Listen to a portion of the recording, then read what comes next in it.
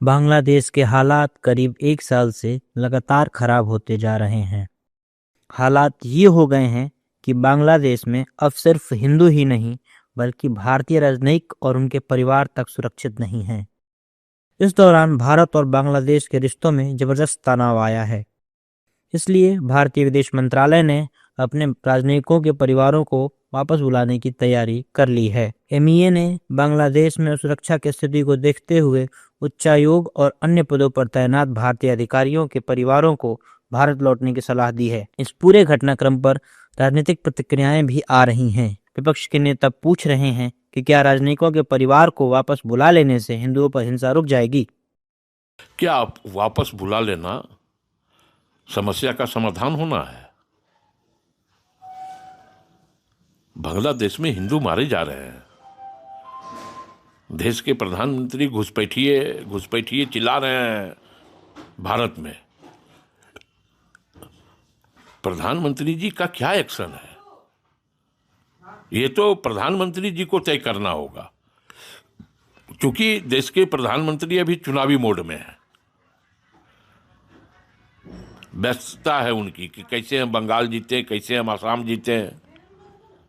हिंदू मर रहे हैं, ठीक है, बांग्लादेश में मर रहे हैं, हम तो यहाँ शंकराचार्य के शिष्यों को लाठी से पिटवा रहे हैं। मेरा मानना है कि बांग्लादेश की जो डेवलपमेंट्स रहे उसको रीड करने में हमारी सरकार से चूक हुई है।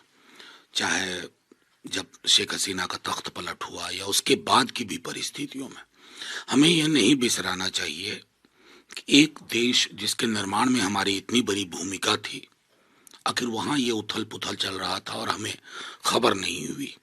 नंबर एक। नंबर दो, मैं बार बार एक बात कहता हूँ, दक्षिण एशिया का ये भूखंड अद्भुत है। हम कभी एक ही साथ थे, ज़्यादा पुरानी बात नहीं है, तकरीबन 78-79 वर्ष पूर्व एक थे। तो हमें कुछ साझा रवायत गढ़नी होगी सह अस्तित्व की। जब उनके इलेक्शन चल रहे हों, हमारे जो दूतावास है और उसमें हमारे जो लोग काम कर रहे हैं, कर्मचारी हैं, उनकी सेफ्टी सबसे इम्पोर्टेंट होगी, प्रायोरिटी होगी। तो अगर बांग्लादेश में जैसे ही कोई सरकार बहाल हो और डेमोक्रेसी फिर से आए, उसके लिए हम सब चाहेंगे और एक फ्री एंड फेयर इलेक्शन हो। और वो इलेक्शन के बाद, क्योंकि हमारा ऐतिहासिक रिश्ता रहा है और योगदान भी रहा है आपसी दोनों देशों में, वो कहीं से खराब ना हो। पर जो स्थिति बनी हुई है, इस अनुकूल स्थिति नहीं है, इस वजह से वापस बुलाया जा रहा है। जबकि एनडीए कह रहा है कि विपक्ष को बांग्लादेश के खिलाफ बयान देना चाहिए। विषय देश की सुरक्षा का है। जो कट्टरपंथी है, बांग्लादेशी रोहिंग्या को यहाँ लाकर उनको प्रोटेक्शन देते, यही दिग्विजय सिंह राहुल गांधी को कहे ना कि बांग्लादेशी के खिलाफ क्यों एक शब्द नहीं बोलते हैं। उद्धव ठाकरे एक शब्द नहीं बोलता है। तो मुद्दा हिंदू मुस्लिम नहीं है, यहाँ पर रहने वाले मुस्लिम हमारे देश के, उनके लिए सब समाज कल्याण की व्यवस्था है।